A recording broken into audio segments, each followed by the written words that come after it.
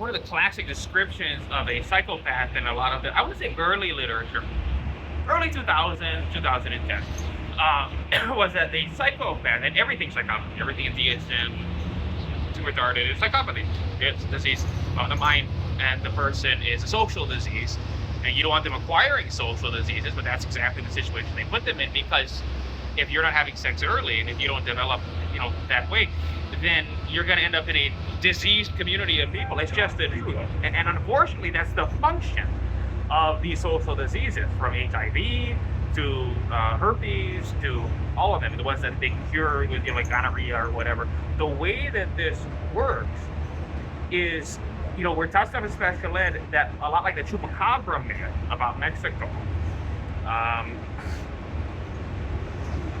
means something different to people below a certain baseline, and yet that sense of identity, whether I deserve it or not, from elementary school, middle school, when you go to sex ed, that's not right.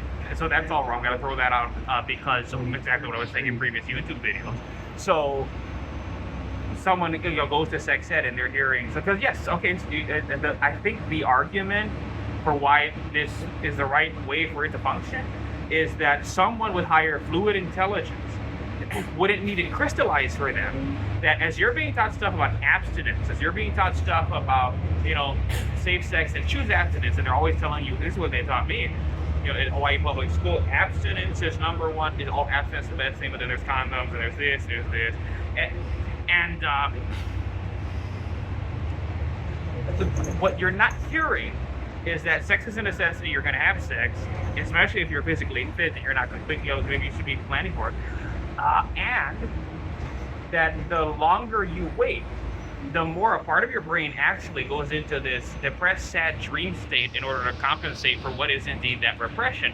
And by the time you end up having sex, if you're taught by one of these, how would I put it? I wouldn't say conservative. I mean, just like all parties. It's like, he needs to be out there, when they're ready, they're ready.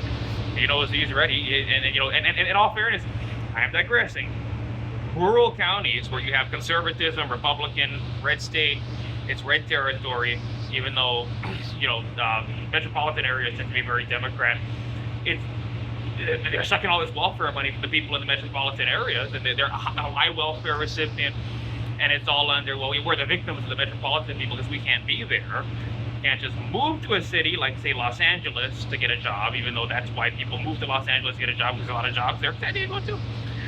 So because we're here, we have to stay here for generations because we're excluded, and it's 8 kids are coming out of a woman, and you would say that stuff about the racial minorities, as they would call them, that are, New York and Chicago, Cabrini Greens, but it's white, crystal meth smoking for generations. It's just my observation.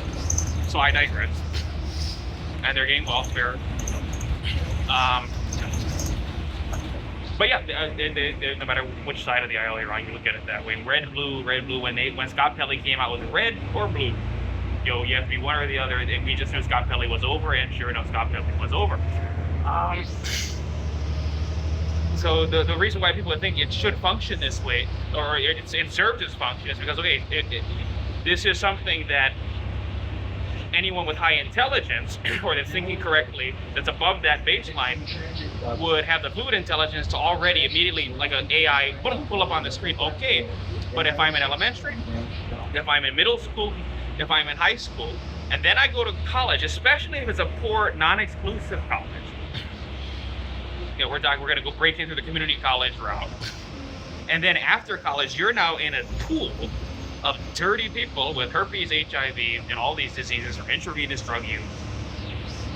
But if you've got a clean community of elites, that's why I was talking about needing a varsity blues backdoor for people in order to prevent diseases. It's going to happen.